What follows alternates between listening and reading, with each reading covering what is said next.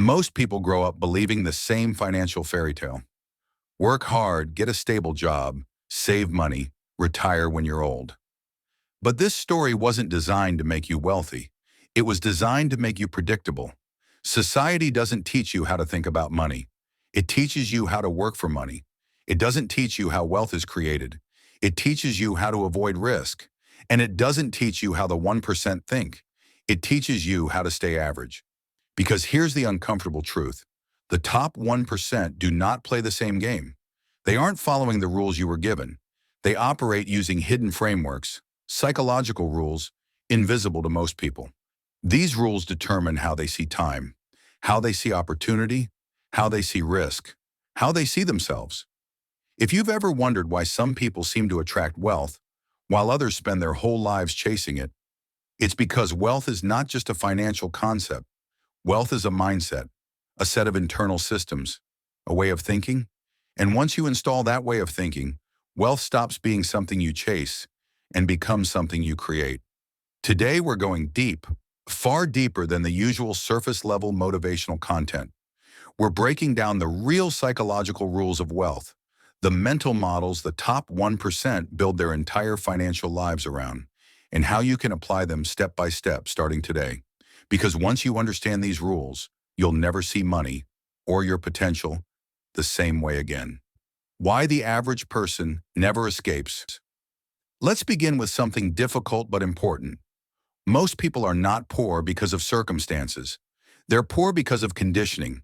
From childhood, society trains you to seek safety instead of opportunity, to prioritize comfort over growth, to fear uncertainty more than stagnation. You're taught to fit in, not to think differently, to follow instructions, not question them, to look for answers, not create them. And the biggest trap? You're rewarded for being predictable. Good student, good employee, good follower. But predictability never creates wealth. Predictability creates dependency. A dependency on employers, on institutions, on the system. The average person lives in a psychological cage, not a physical one. Here's the cage. Cage number 1, trading time for money. Every hour exchanged is an hour gone forever. No leverage, no scalability, no true freedom. Cage number 2, believing money is earned linearly. Work harder, earn more. This rule is true for ants, not for wealthy humans. Cage number 3, fear of being uncomfortable. The average person avoids discomfort at all costs, forgetting that discomfort is the entrance fee for success. Cage number 4, emotional reactions to money. Fear of losing it, shame around wanting it, guilt around having it. All emotions, no strategy. Cage number 5, consuming more than creating scroll. Watch, buy, repeat. Consumption turns potential into paralysis. The top 1% escape because they understand one thing. Your financial reality is a reflection of your mental patterns. If your mind is trained for scarcity, your life will follow scarcity. If your mind is trained for growth, your life will follow growth. So the first rule of wealth is not a hack or a tactic.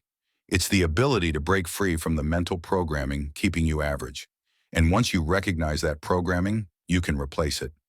Rule number 1, wealth is a mindset first. The wealthy don't become wealthy after they make money.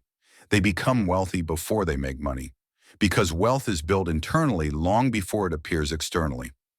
Let's dig into the psychology. 1. The wealthy operate from internal locus of control. The average person believes life happens to them.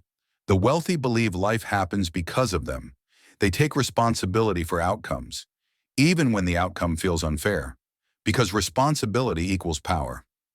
2. They think in possibilities, not limitations. To the average person, the world is fixed.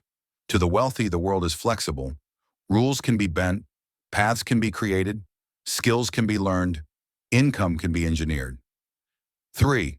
They believe money is abundant, not scarce. Scarcity thinking leads to fear-based decisions. I can't afford this. I shouldn't take the risk. What if I fail? Abundance thinking asks, how can I afford this? What is the upside of this risk? What if this succeeds? 4. They value time over money. The wealthy treat time as their primary asset. The average treat money as their primary asset. This one shift changes everything. It makes the wealthy willing to invest in speed, skills, leverage, systems, people. Because anything that compresses time multiplies wealth.